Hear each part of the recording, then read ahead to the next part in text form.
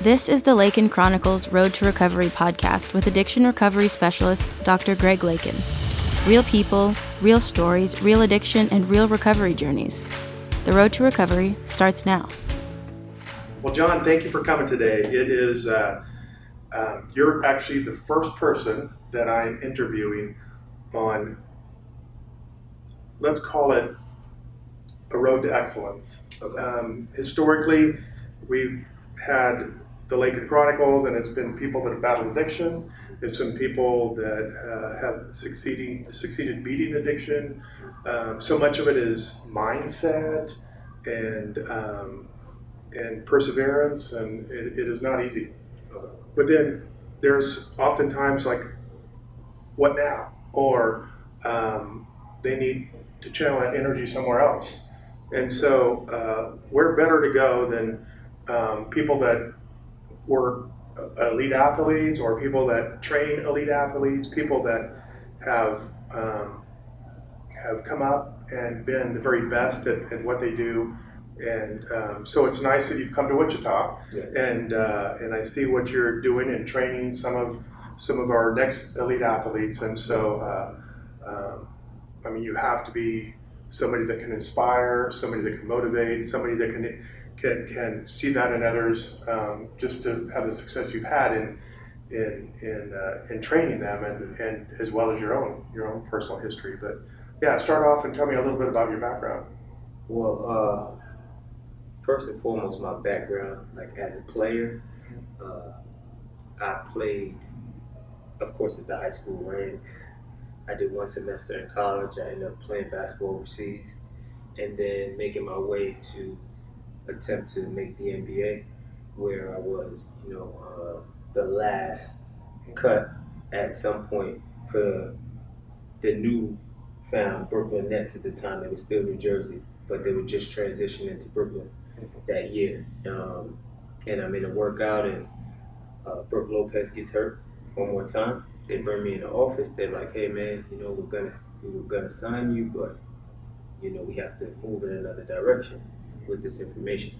And then the very next week, I tear my knee again, and it's just like, well, okay, that's not your path, right? This is not for you. No matter how much you chase this, you keep getting hurt.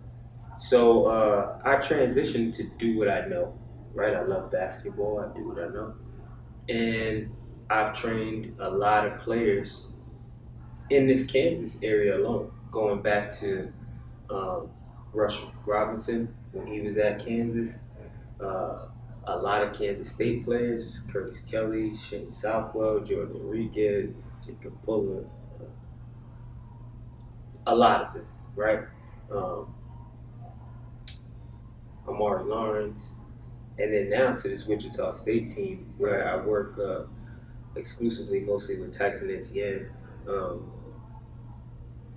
Dexter, Dennis, once in a while, the new grad transfer, Right. Tyreek. So there's a lot of players in this Kansas area that I've worked with, but But they didn't all come from Kansas, right? I mean, No, they're not. These aren't Kansas players. these I are mean, not I mean, necessarily Kansas Yes. players, but Yeah. that have established themselves in this area, Right. in a great state. No, I love watching Wichita State Shockers because they're full of overachievers, I want to say, or people that, I mean, they said Fred VanVleet was too short, too slow, Right. and he put on a show, Absolutely. and so, we got Fred Baker, we got Shamet, we got lots of people, guards, in the NBA, and it's because of their intensity and their work ethic, and they've had mentors and they've had people that have inspired them. So you actually grew up in New York, though. Yes. Yeah. Yes, I'm from New York. Got it. And so what is it that made you change your path and then succeed in what you're doing now?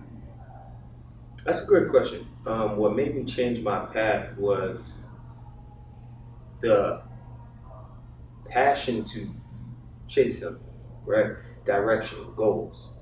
You set a goal, and on the course for the goal to attain it, you achieve far greater, right? So what I had to learn was at a younger age, before I knew what I was doing, I was always had goals, but they weren't specific, right? They were vague. And vague thinking kills clarity.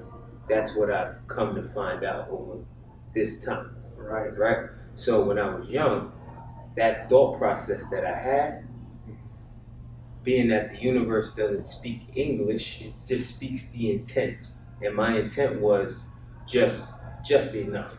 It wasn't a far greater, it wasn't poignant. It wasn't direct to the source. I wasn't specific as I needed to be to get the results that I always wanted. So clarity, you have to have specific goals or know where you want to go. And you mentioned earlier, before we started this, is it's all about the questions. All about the questions. And so what do you mean by that? Exactly what I mean is you have to ask yourself, well, anyone living, right, has to ask themselves 3 questions. Who am I? Where am I going? What is my purpose? Right? Like if you haven't asked yourself those 3 questions, to me, I don't think you're living life. Right? You're out here, but you're not living life with the specific intent of what you can be. Right? Because what I've come to find out again is there are 4 types based upon everyone's human design. Right? Everyone's wired a certain way.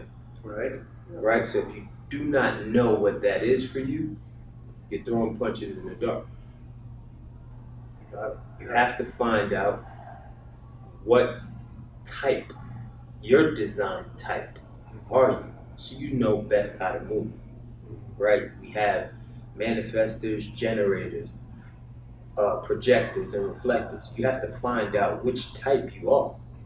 If you don't know, right, you're gonna know how you react, but you're not gonna know why.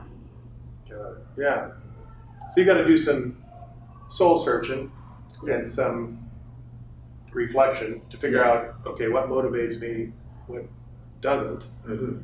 And then, like you said, the questions you're asking about where you're going and what you want to do, and those, you got to keep asking. I have to keep asking. And because you may not get answers, but you certainly got to keep looking until you find the answers. You have to peel back the onion, right? Psychology starts way before you speak to someone else. You have to have your own inner work. So you're a stranger to yourself until you get to know yourself, right? So you have to find out who you are first and foremost. And there's no other person best equipped to answer those questions other than you and the personalities that reside within. They have the answers. Isn't that amazing? So often we look to others. Yeah, you have all the answers. To decide what our value is, or to get approval, or and that's interesting. Well, I also like the fact that you were all about basketball, and then repeated knee injuries, and then you had to. I mean, I run into people all the time, whether it's drug addiction or depression or just stuck in their life because their initial goal or what they thought they were going to do all of a sudden came to an abrupt end. And then they had to change their story or had to change their purpose. And you went through that. Mm-hmm. Yeah. And so, was it difficult? Was that? Yeah. I'm not going to say it's not difficult, but I know how I'm wired. So for me, it wasn't. I'm not going to use the word difficult. Of course, it's difficult, but I know how. I know I'm not a quitter, right? I know I'm relentless. Mm-hmm. So you have to find a different avenue. Most people in life struggle with transition. That's the issue, right? Transition from one thing to another. It doesn't have to be on a grand scale, but when we talk about athletes, especially high level athletes, you can look at Michael Phelps. You can look at Lang. I think his name is Lakin, or the other swimmer. Yeah. Cyclist. You can look at anyone looking for an edge. Once I reach the pinnacle, now what? Now what? Exactly. Right? Now what? Yeah. So you have to deal with that transition. Right? So for me, it was, you have this great skill and ability. That's not going to leave you. Your skills are your skills. Right. How can you still use your skills to be effective? So people don't understand that, and they think that because your skills are no longer useful in this arena, being that you faced injury or come across, abuse as a child, whether it's domestic, verbal, regardless, your situation or circumstance. Right. Now you don't know how to transition and use those skill sets to turn that situation around. Right. So people struggle with transition more than anything. Well, I like the fact that you didn't take the victim role too. No. You did, and you had enough confidence in yourself to know that, and maybe it's not just confidence, but being fearless to make the transition, because there's a lot of fear in transitioning or changing your goals, but you did it. And I know that a mark of resilience is a huge trait in elite athletes. They have to be resilient. Mm-hmm. Do you think every athlete has that day of reckoning, no matter who they are? I think for everybody that made it to the pro ranks, there were probably even better athletes, but for an injury, or maybe but for their attitude, or maybe but for, getting to go pregnant in high school. Or there's a million different scenarios that can interrupt a real ambition. But even like you said, even the Michael Phelps, there comes a point where, do I go to another Olympics? Or, John Elway, do I quit with a Super Bowl ring, another one? Or do I try again? Like, some of the quarterbacks that just maybe go a couple years too long. But everybody's got that day where they have to make a decision that they're going to have to transition. Yes. In life, we all face little mini deaths all the time. Mini deaths. Yeah. And as an athlete, especially professional athlete, you know that time is coming, right? So you're faced with it more than someone who has the prototypical 9 to 5 that they can, if they like the job, can work there 30, 40 years. Right. Depending on circumstances of the climate. Like now, pandemic happens, you lose your job, or you have to work from home, whatever the case. But for an athlete, you know that time is coming. At an earlier age. At an earlier age, yeah. In your prime of your life, sometimes not even 40 years old. Yeah. Sometimes it happens. Let's think about it. There are a lot of players that right after college are the best years of their life, and then they don't get to play professional sports. So it's like, that's a 4-year span, and then it's over. Right? So probably the majority, really. Exactly. Yeah. So it's over. And we all face many, many deaths. For some, high school is the best years of their life. They don't get to play high-level Division I sports. Right. So, but they were the stud in their small town, right? Exactly. Yeah. So we all face athlete-wise. And in life general, everyone faces little mini deaths. Right? So if you have the information, you can equip and you can understand that this door needs to close so I can walk and get to the other door and open another. You wouldn't be so reluctant to let go. We ask ourselves, most people are in fear of, they need to know what's next, right? But if you ask yourself why is the most important question in existence. If you ask yourself why, then it'll automatically set you on the path and you'll walk straight and you'll find the next door. So internal motivation versus other people's expectations. But you're always asking yourself those essential core questions on, would you say, how to make a difference? Or would you say, what is it that... Well, where do you want to go? Right? Where do you want to go? Yeah. What are your goals?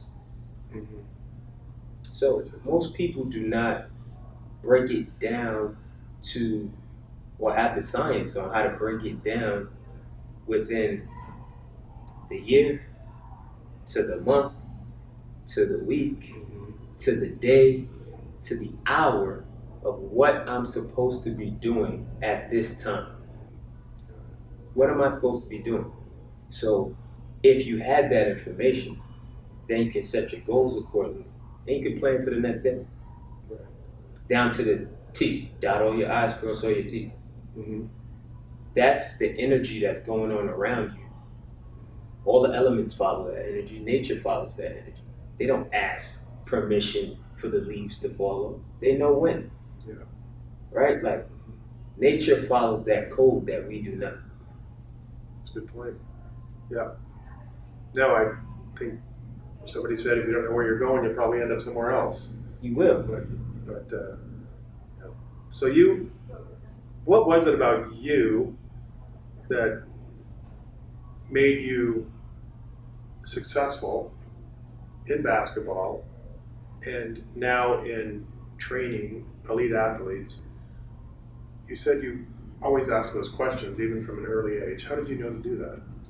Your inner authority, right? So once you find out your human design, you are to follow your type. And from your type, that leads you to your strategy. From your strategy, that leads you to your authority. For me, it's just a little inner knowing. It's a push, it's a nudge. I can feel it. It's a, yeah. Did you have a mentor? Did you have a coach early on? Did you have a teacher early on? What? I'm not going to say that I grew up without a father. Mm-hmm. I did not have that. There were a couple people, of course, that lent me a good ear. You know, Kaide Van was one. He played at Georgetown. He lent me a good ear. There were a lot of people throughout the course of my life that lent me a good ear. I just didn't have them to lean on 24/7. Right, like how it's supposed to be with the relationship with someone and their father or mentor, someone that you can consistently gain information from when you need it, at the time that you need it. And just knowing they're there, Yeah, just knowing, not that you need the confirmation, but it's, hey, I was thinking this, can I bounce this off you? Right, so I had to develop that over time, I had it. But it's like, if someone is giving you this information at a younger age and it becomes just as important as your math homework or your science homework, Right.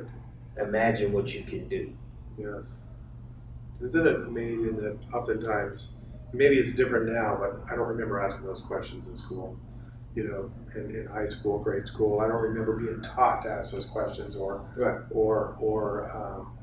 it certainly wasn't part of the curriculum, you know, but it's so important. Now I watch you down there at this gym just training.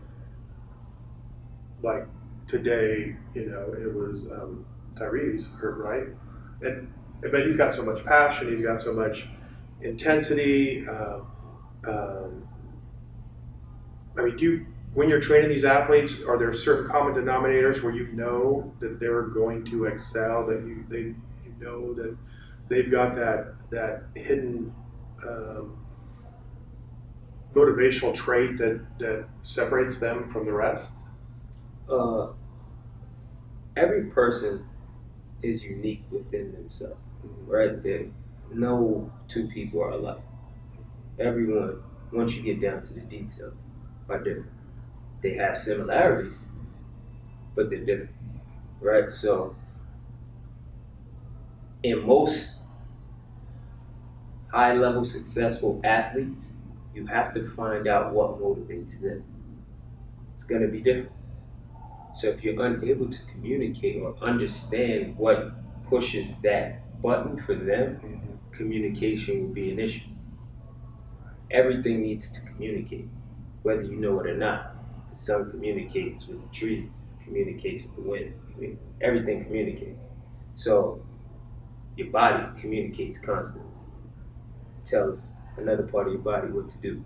So in order for me to best help someone, because I'm not teaching them anything. I don't teach.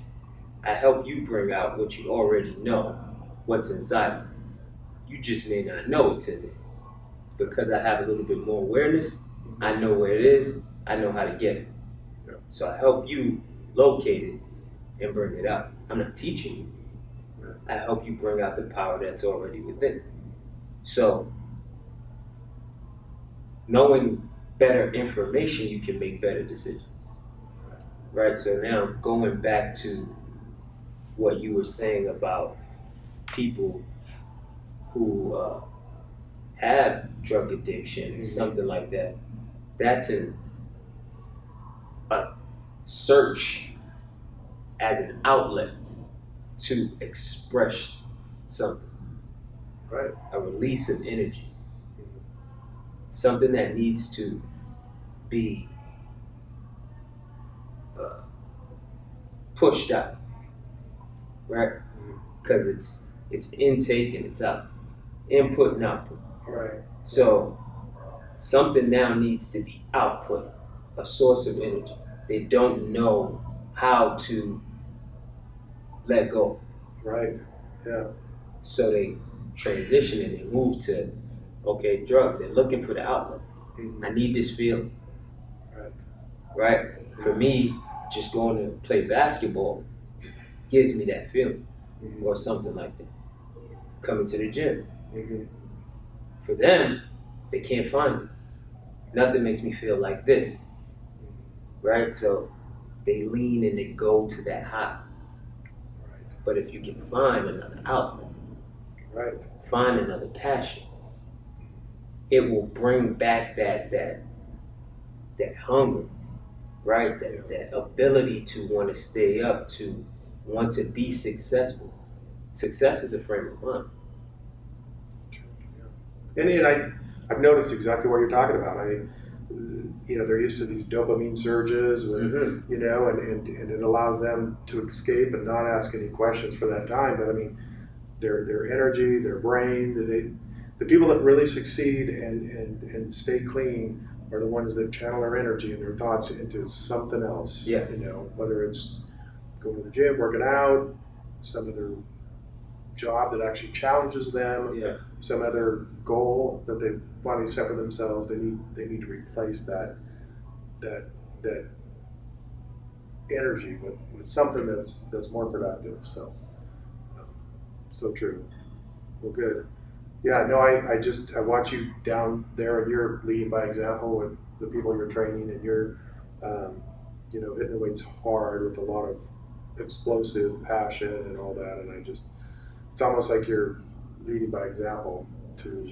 So I mean, you can look at the late great Kobe Bryant, who also, after basketball was up, had the same competitiveness, had the same passion. He just took it to the business world. He took it to the storytelling. He took it to, the tech world. It's the same drive. It's the same passion. You just have to find what else do you care about. Right. Yeah. Right. Everyone cares about more than one thing. Right. Everyone. The same competitive spirit. For Magic, same way. Right. Just a good businessman and something he was passionate about. Yeah. Some people. Yeah. Excellent. Well, I appreciate you leading off. Just the first series of talking about just how do people become successful. I mean, I really appreciate you're talking about you have to ask important questions about where you want to go and who you want to be, and keep asking until you find answers. And it may be changing during your lifetime. In fact, I'm sure it will. But no, it's been a joy watching you work down there and working with some of the very best. And they, we always talk about playing angry here, but it looks like you guys work out angry too. Yeah, lots of passion. So I appreciate it. Well, thank you so much for coming aboard and expressing your ideas and your I want to call them, I guess, tidbits for success. And thank you again. Thank you, Doug. All right. Appreciate you. Appreciate it. Thank you. Yep. Dr. Lakin is a board-certified family medicine doctor with an emphasis in addiction medicine and over 25 years of experience. For addiction recovery services in the Wichita area, please visit www.centerforchangeks.com or visit samhsa.gov for a national directory of resources and recovery centers in your area. You can also find these links in the podcast description. Thank you for listening to the Lakin Chronicles Road to Recovery podcast. And remember, you've got this.